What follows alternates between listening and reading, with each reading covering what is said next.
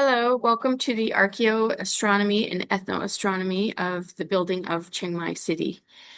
This is in the northeast corner, a chetty that holds a relic of the Buddha, which is a hare. And at the time, this is the end of the 11th century AD, and the Vastu Shastra system and the rishis were the sciences of architecture in the area and for picking auspicious dates for various things. So King Mangrai created the city and he started in the northeast corner according to the Vastu Shastra principles.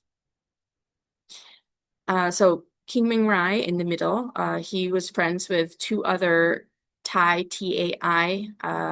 kings in the area at the time. King Ram Hang is from Sukhothai, and he was the one who created the alphabet, and he was also building his own city, and he really helped King Mangrai out with city planning also with ideas and they were modeling things through the mandala system of the universe, making the idea that everything is in the same substance and we need to create in harmony with the universe.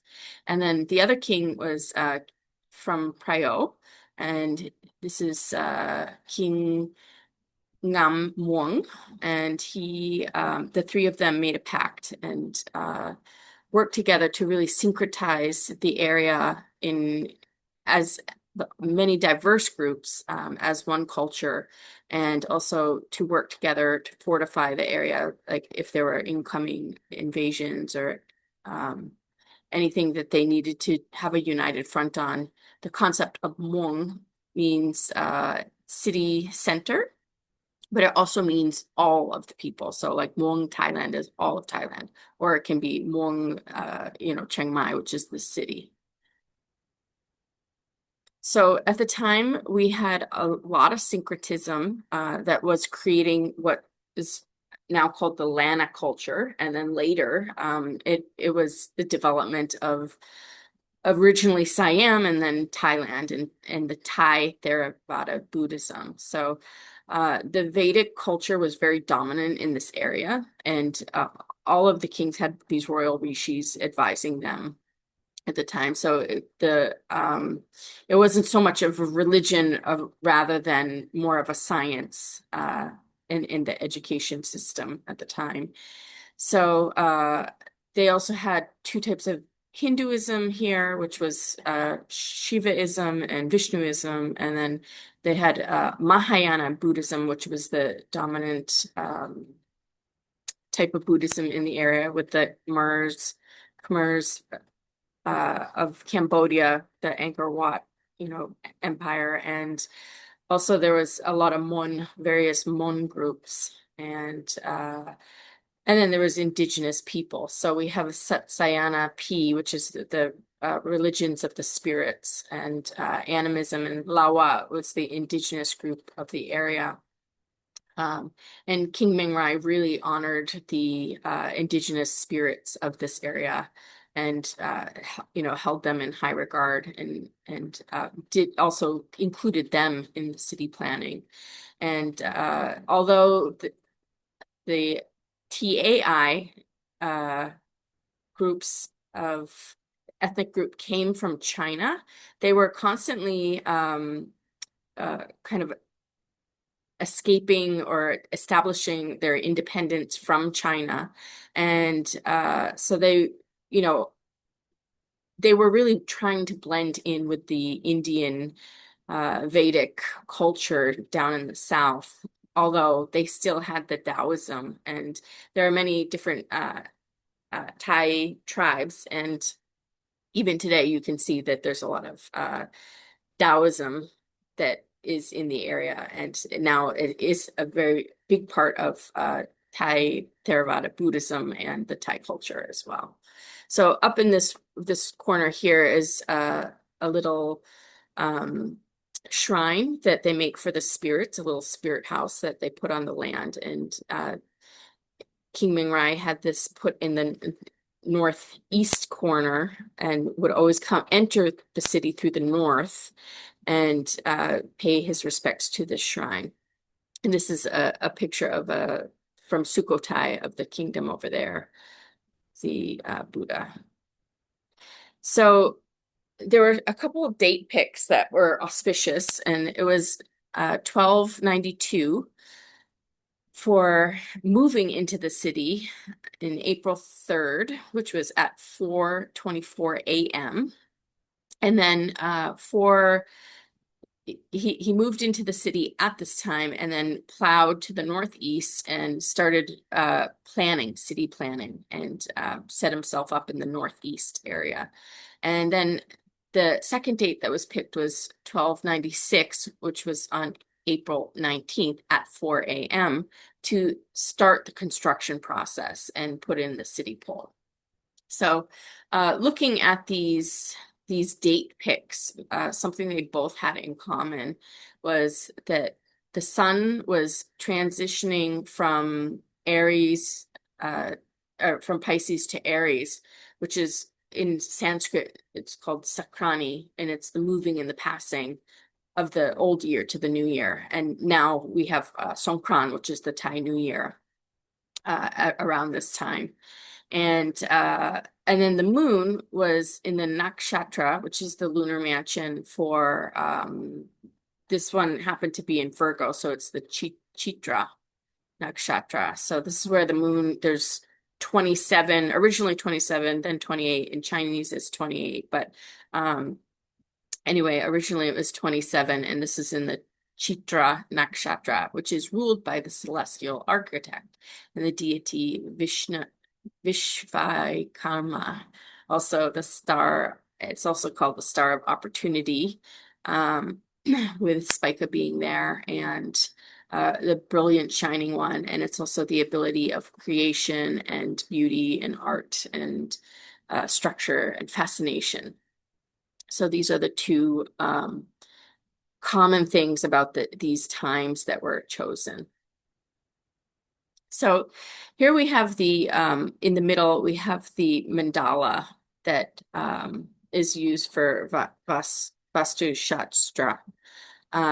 It's called the Vastu Purusha Mandala, and the idea was, the myth was that the gods were fighting, and then a giant was formed, the Purusha, and he was causing problems for everyone. So Brahma had him lie down on the earth and asked everyone to appease him by modeling the earth in harmony with the universe. So Vastu means environment or site or building, and Purusha is regarded as the man of the universe, or the cosmic man.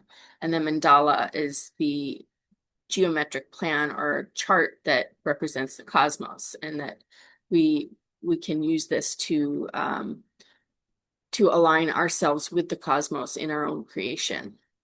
So although there are certain principles that need to be honored with Vastu Shastra, that the Lawa P, which is the spirits of the area, they had some different requests. So as I said, the king was always supposed to come in through the north and honor the northeast after entering. So we see in the middle the Brahma area, and this was where the center pole went in the beginning of the construction process. But so according to Vastu Shastra system, it is not a good idea to put a gate in the southwest, but the nature spirits, or the spirits of the area, wanted anyone who died in the city to leave through the southwest. And so what Mangrai did was he made two gates in the south, and he kind of made them a little bit equidistant from each other, and then you can see kind of the southwest direction. But he had one gate on every side except for the south had two gates. So and then there was a moat around the city, so you can see in the bottom corner here there's this moat This is around the whole city, and this is the northeast corner where he started. And then here is the spirit house. That actually is common throughout Thailand. Everybody has one of these on their properties to honor the spirits. And then this is the Brahma circle, and then this is square to represent the earth, and then we have the ocean, which is this canal around the city here. So here is an example of the East Gate, which is the most popular, and it's has a lot of pigeons around it, and it's just like kind of a walking area and city center, even though for the larger city. And this is just a beautiful ancient artifact of the building process. And then over here we have Wat Chedi Luang, which is in the Brahma area. And this is where they actually had the center pole in one of the other temples of the center. He had 3 set up, but this is the only one standing. So they moved the pillar to this one now. And this is the pillar over here, which women cannot enter because of menstruation. So this is at one of the other temples. It's a place where women can go in person and pay their respects to the center pole. And this is just a more zoomed out picture, so you can see the size of East Gate, and then all of the other gates are about this size. This is West Gate over here, so they're much smaller. And this is you can go in and out, and there's streets here and traffic, whereas the East Gate is just only for walking and pictures. So here we have in this corner here we have King Ram Kang Hang, and this is Sukhothai, and you can see how his cities are a little bit tilted, and then he has another square up here, and it's also a little bit tilted. This is more like Chiang Mai tiltage over here, and then you can see Chiang Mai is not exactly straight. So these astronomers realized that there was a 2.5 degree tilt to the city. And so this is impossible based on the Ngommin Indian circle or shortest shadow method, because you can only have like a 0.7 error. So they realized that the city was aligned to fixed stars. So they did calculations, and they found that it was aligned to Orion's belt. But down here I have pictures of Angkor Wat, which is the standard Vastu Shastra system, where it's directly east, and everything is very cardinal direction like. And so you can see the difference between the Thais and the Khmers with the Vedic tradition over here. So these are from a peer-reviewed article. I will give you it's the off cardinal direction article in the references. So you can see that there was a deliberate tilting of the city. And here we have, this is directly east, 90 degrees for where the eastern direction would be. And then we have the stars just a little bit shifted. So here is the alignment with the rising azimuth, and sorry about that. So this is the city alignment at 92.5 degrees. And the study says that it was aligning mostly with Mintaka and then a little bit with Alaniman. But because of the precession of the equinox and the precession of the ecliptic, and various other factors with distance to the Earth and gravity and all these things, there is a slight moving of these stars through the East Gate. So at this moment in time, It is now, so this is 92.5 degrees. Now this is at about 90 degrees. And this last one here, Alnitic, is more aligned with the center. So it's Orion's belt is moving through the East Gate. So just to give you like there's so many stories about Orion, and this one is the Vedic story. And so we have the deer's head over here, which was an incarnation of Brahma, the creator god. And he was going after his daughter who went in the sky to escape him, which is Rohini, the spirited one over here.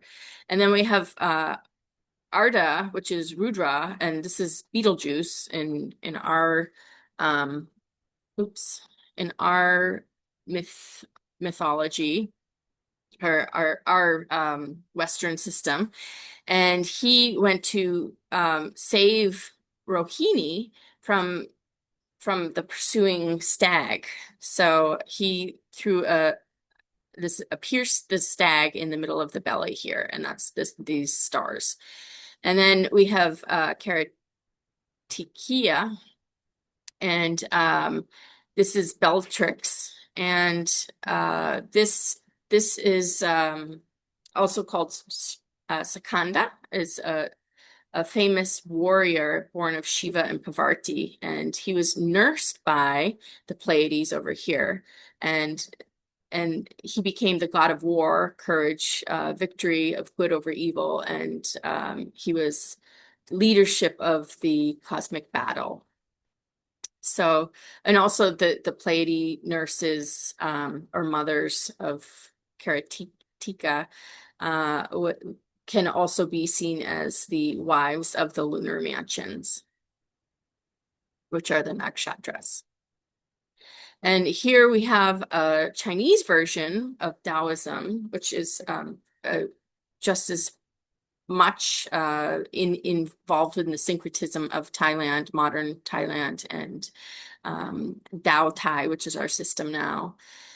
So there was 3 stars here, and these are the lunar mansion of Shen, which is a military for military success, and then we have the imperial military flag, and then the net, and this is Aldebaran up here, and then the hairy head is the Pleiades, and it is also called top notch, which is the little bun on top of the head that aligns with the universe, aligns the human with the universe. And it's also a powerful point where the crown chakra is, or the crown of the head, where the meridians meet. So Dao Tai, which means star Tai, is now sees Orion constellation as the turtle, which is an incarnation of the Buddha, who sacrificed himself for some sailors and for so that they would not go hungry. And then the belt itself can also be seen as plow stars. And I want to say that actually at the time of Mangrai plowing, it wasn't just for agriculture, but he was plowing the whole area for the city and for the construction of the city. So, and then Rohini or Aldebaran is either seen as a bullseye, or it's the wheel of a cart or a pillar. And then the Pleiades is also a story of little baby chicks and their mom, where the mom gets killed and the baby chicks want to go with the mom. So they all go up into the Pleiades and they are together.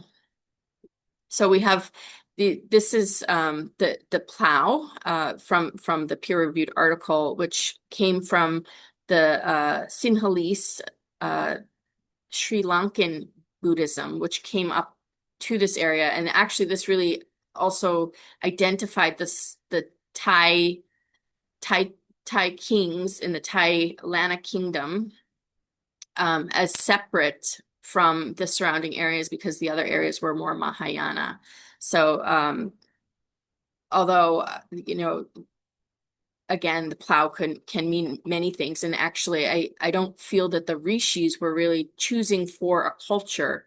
They were, or even for Mangrai, they were using a science to determine the best time for this city and for the future of the city. So it was really for the city, which was a syncretism of all these different indigenous groups, and to secure fortification and allow trade routes, along the Ping River. And it was really about more of having success in the stability of the Thai kingdom and the people in the area.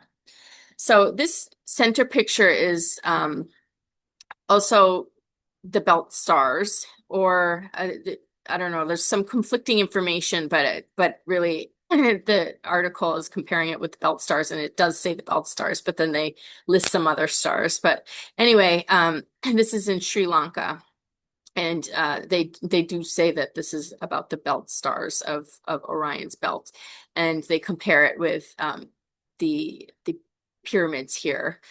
And this story is very, very ancient, both with Orion and with the Pleiades, and with its Orion and Taurus. And you can't really separate one part of the story. It's like this larger story of the human and its relationship dynamics that are really core to the human experience. So Orion represents like the masculine, or the strength, or the power, the hunter, the warrior, the lover, and can be sacrificed. And the Pleiades is always a group of women, the sisters or the mothers or the caretakers, or the nurses. And so I have a couple of indigenous myths here. This is the Navajo Slim One, and this is for the constellation Orion, who is a protector and also has a bow and arrow. And I mentioned this also because the Hopi in the Mirrors of Orion book, the Hopi villages were also laid out according to these Orion belt stars as well.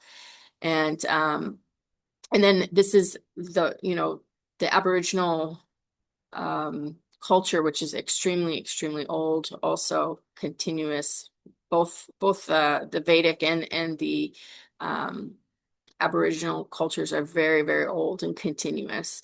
And this is also about hunters, well, fishermen going after fish, and then they end up eating a taboo fish, and then they go up into the sky. But after they're in the sky, they're in the boat, they're in the sky, and they still go after the Pleiades.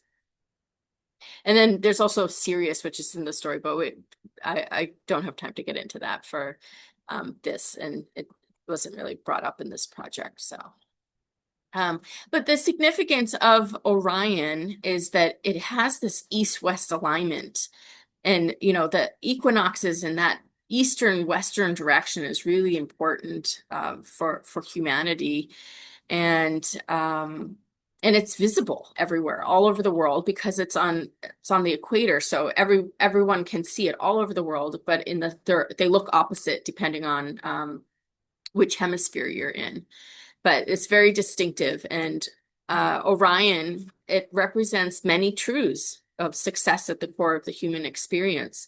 And so all of these parts of the story are still the same story, and they're all different truths to what it means to be human. And I feel that for Chiang Mai, it's really just about Orion and the story of Orion with the stars. And that to align with this brings in the human story and the syncretisms of the world into the Chiang Mai area. So thank you so much. This is the Chedi Luang, Wat Chedi Luang in the center again, another picture of that. So take care. Thank you. Swadika.